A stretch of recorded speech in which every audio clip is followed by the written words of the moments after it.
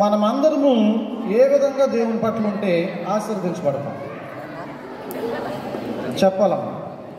ఏమ్మా యూత్, స్త్రీలు, పురుషులు. స్త్రీలేమో ఈ చివరిదాకా ఉన్నారు, పురుషులేమో 1 2 3 4 5 6లో ఉన్నారు. ఏంటో నాకు అర్థం కావట్లా. దేవుని నామాన్ని మహిమపరచాలని, దేవుని ఆరాధించాలని, దేవుడు నాకు ఆరోగ్యం ఇచ్చాడని, దేవుడు నన్ను కాపాడుతున్నాడని మరి ఒక ఆలోచన అంటూ లేకపోతా ఉందా ప్రజానీకానికి? ఏమో.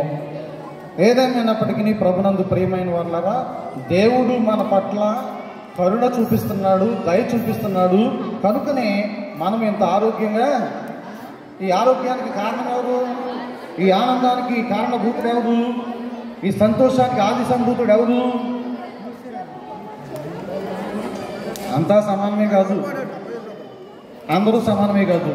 ఇజ్రాయెల్ని కాపాడేవాడు కునుకడు, నిద్రపోడు. ఆయనకి చక్కని నామకరణాలు ఉన్నాయి. యెషయా గ్రంథం 9వ అధ్యాయం 6వ వచనంలో. క్లుప్తంగా నేను ముగిస్తాను, తదుపరి కార్యక్రమాన్ని పెద్దలకు అప్పగిస్తున్నాను. గమనించండి. ఆశ్చర్యకరుడు, ఆలోచనకర్త, బలవంతుడైన దేవుడు, నిత్యుడగు తండ్రి, సమాధాన కర్తయగు అధిపతి అని ఆయనకు పేరు పెట్టబడును. చివరి మాట ఏంటమ్మా? చివరి పేరేంటి ఆయన పేరు? సమాధాన కర్తయగు అధిపతి అని ఆయన పేరు.